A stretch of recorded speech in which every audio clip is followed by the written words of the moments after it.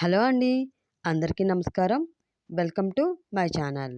నా ప్రియతమ పార్ట్ 63 చూసే ముందుగా ప్రీవియస్ పార్ట్స్ చూడని వాళ్ళు ఎవరైనా ఉండి ఉంటే ప్లీజ్ ముందవి చూడండి.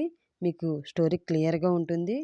అలాగే ఫస్ట్ టైం నా ఛానల్‌ని చూస్తున్న వాళ్ళు ఎవరైనా ఉండి ఉంటే ప్లీజ్ ఛానల్‌ని సబ్స్క్రైబ్ చేసుకుని మీ సపోర్ట్ నాకు అందించండి ఫ్రెండ్స్. ఇంకా స్టోరీలోకి వెళ్ళిపోదామా మరి? నా ప్రియతమ పార్ట్ 63.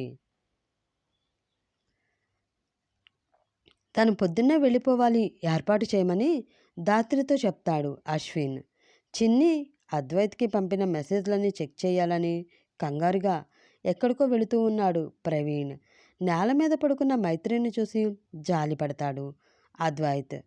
పొద్దున్నే సాత్వికతతో గొడవ పడుతూ ఉంది మను. కాఫీ కోసం ఎదురు చూస్తూ ఉంటాడు అంకిత్. తర్వాత ఏం జరిగిందో చూద్దాం. అప్పుడే ట్రేలో 2 కాఫీ కప్పులు పెట్టుకుని వస్తూ కనిపించింది వరలక్ష్మి. ఆమెను చూసి, మమ్మీ కాఫీ తెస్తుంది, అనవసరంగా నేనే తొందరపడి కిందకి దిగి వచ్చాను. ఇంకా కొంచెంసేపు నా గదిలో ఉంటే చక్కగా కాఫీ నా దగ్గరికే వచ్చేది.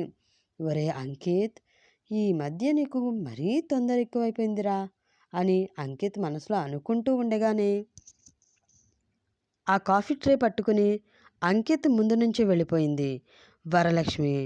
తన కోసమే కాఫీ తెస్తుంది అని అనుకుని కాఫీ కప్ అందుకోవడానికి చేతిని ముందుకు చాపి అలాగే ఉంచి నోరు తెరిచి తన ముందు నుంచి వెళ్ళిన వరలక్ష్మి వైపు చూస్తూ ఉండిపోయాడు అంకిత్.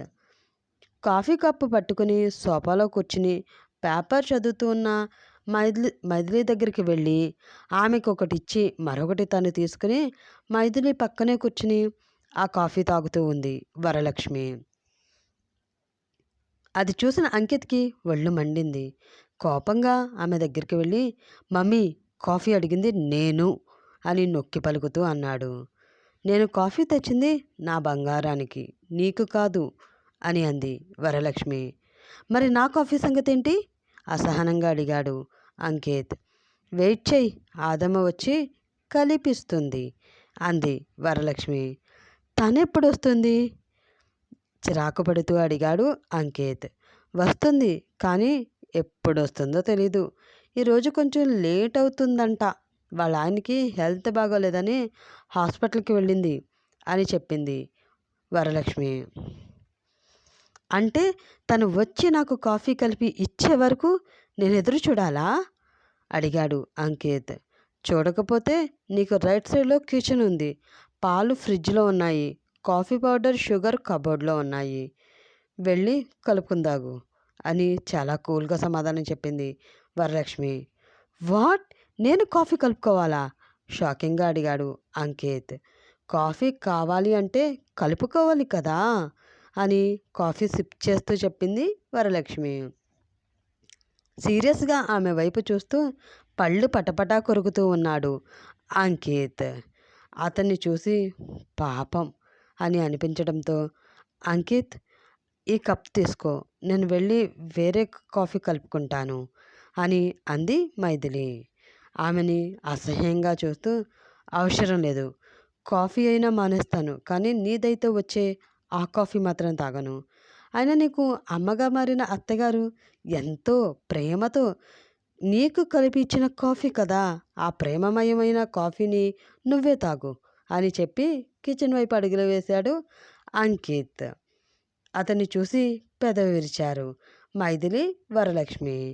పొద్దున్నే లెగిసి భువనేశ్వరి డైరెక్షన్లో తానే స్వయంగా అశ్విన్కి టిఫిన్ రెడీ చేసింది ధాత్రి. తన కూతురు తన భర్త కోసం అంత కష్టపడడం చూసి చాలా సంతోషించారు భువనేశ్వరి, సురేంద్ర.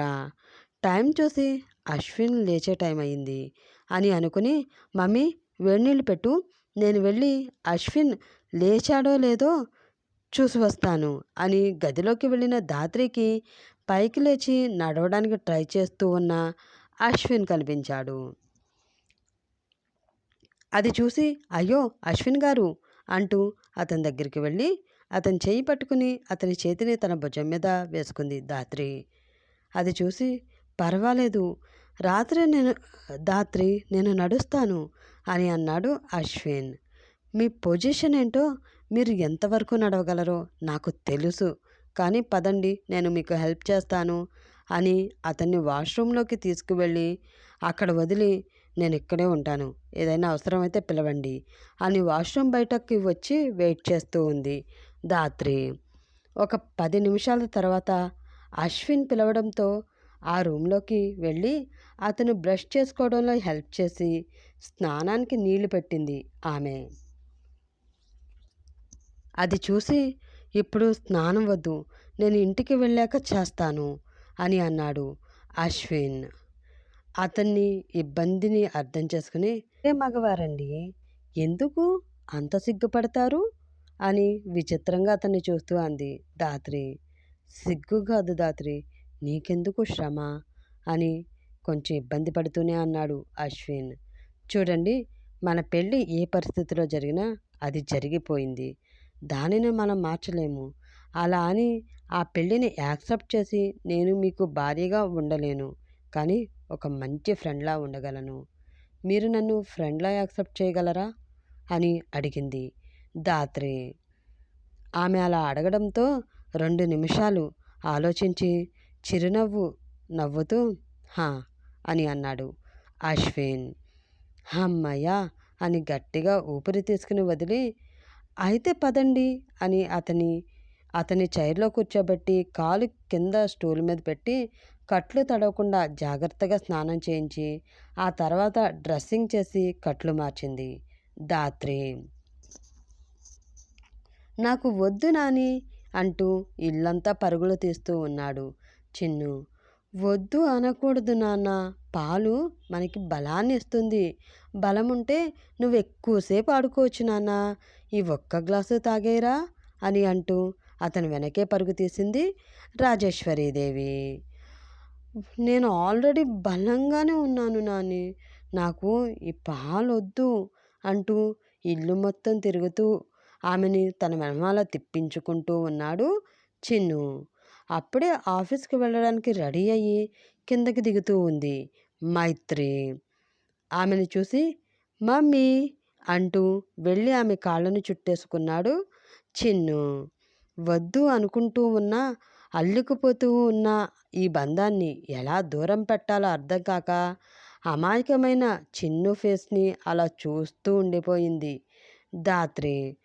నానా, ఈ ఒక్క గ్లాసు తాగరా అంటూ ఆయాసపడుతూ అక్కడికి వచ్చిన రాజేశ్వరీదేవి కష్టాన్ని చూసి చిన్నుని ఎత్తుకుని ఆమె చేతిలోని పాల గ్లాసు తీసుకుని వెళ్ళి పాలు టేబుల్పై పెట్టి తన సోఫాలో కూర్చుని తన ఒడిలో చిన్నును కూర్చోబెట్టుకుని ఆ బాబు జుట్టు సరిచేస్తూ పాలెందుకు వద్దు చిన్ను అని అడిగింది మైత్రి. నాకు పాలంటే ఎలర్జీ మమ్మీ అని తన చిన్న చిన్న కళ్ళని గుండ్రంగా అటు ఇటు తిప్పుతూ చెప్పాడు చిన్ను. కానీ పాలే మనకి ఎనర్జీ నాన్న, నీలాంటి చిన్నపిల్లలు పాలు వద్దు అనకుండా తాగేయాలి అని అంది మైత్రి. నో, నాకు వద్దు మమ్మీ అని బుంగమూతి పెట్టుకున్నాడు చిన్ను. అలా ఉన్న చిన్ను ముద్దుగా ఉండడంతో యు ఆర్ సో క్యూట్ అని అతని బుగ్గలపై ముద్దు పెట్టుకుని మమ్మీ అంటే నీకు ఇష్టమేనా అని అడిగింది మైత్రి. ఓ, చాలా ఇష్టం అని అన్నాడు చిన్ను. అయితే మమ్మీ మాట నువ్వు వింటావు కదా అని అడిగింది మైత్రి. మమ్మీ ఏం చెప్పినా నేను వింటాను, నేను గుడ్ బాయ్ కదా అని అన్నాడు చిన్ను. అయితే బుద్ధిగా పాలు తాగాయి అని అంటూ పాల గ్లాసు చిన్ను నోటికి అందించింది మైత్రి. మాట్లాడకుండా పాలు మొత్తం తాగేశాడు చిన్ను.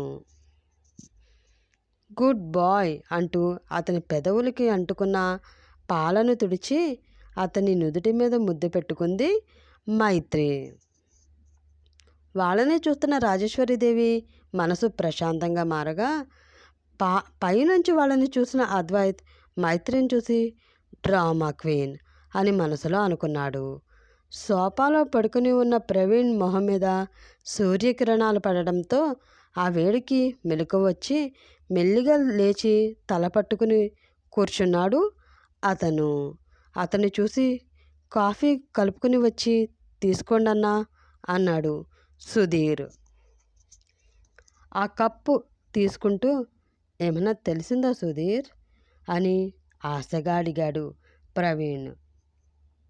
డిలీట్ అయిన మెసేజ్లు బ్యాక్ రావడానికి కొంచెం టైం పడుతుందన్నా, కానీ సార్ మెయిల్ ఐడి ఎక్కడ వాడుతున్నారో ఆ అడ్రస్ ట్రేస్ చేస్తున్నాను. కానీ ఆ మెయిల్ ఐడికి మెసేజ్లు పంపుతున్న వారి ఫోన్ స్విచ్ ఆఫ్ చేయడంతో వారి అడ్రస్ ట్రేస్ చేయలేకపోతున్నాను. ఆ ఫోన్ ఆన్ అయిన వెంటనే ఆ అడ్రస్ కూడా ట్రేస్ చేసి మీకు పంపిస్తాను అన్నాడు సుధీర్. సరే, నువ్వు ట్రేస్ చేసిన అడ్రస్ నాకు ఇవ్వు. అలాగే ఆ మెసేజ్లు వీలైనంత త్వరగా బ్యాక్ వచ్చేటట్లు చూడు తమ్ముడు. ఇది చాలా ఇంపార్టెంట్ వర్క్ అని అతనికి 1కి 2 సార్లు చెప్పాడు ప్రవీణ్. అలాగే అన్న, పని అయిన వెంటనే నేను మీకు కాల్ చేస్తాను అని అన్నాడు సుధీర్. సరే అని అతను ఇచ్చిన అడ్రస్ తీసుకుని చూస్తూ, ఒరే పవన్, ఇది నువ్వే అన్న నా అనుమానం ఈ అడ్రస్తో నిజమని నిరూపణ అయిందిరా. తెలుసుకుంటాను నీకు అద్వైతి మీద ఎందుకు అంత కోపమో, ఎందుకు అద్వైతి ప్రేమని అతని నుండి నువ్వు దూరం చేశావో అన్నీ తెలుసుకుంటాను అని మనసులో అనుకుని ఇంటికి బయలుదేరాడు ప్రవీణ్. పాపం, కాఫీ కలుపుకోవడానికి అంకిత్ ఎన్ని కష్టాలు పడతాడో. స్నేహంగా మారిన ధాత్రి అశ్విన్ల బంధం బలపడుతుందా? చిన్నికి మైత్రి తల్లిగా మారనుందా? పవన్ ఇదంతా ఎందుకు చేస్తున్నాడో ప్రవీణ్ తెలుసుకోగలడా? తెలుసుకోవాలంటే నెక్స్ట్ ఎపిసోడ్ వరకు వెయిట్ చేస్తూ ఉండండి ఫ్రెండ్స్.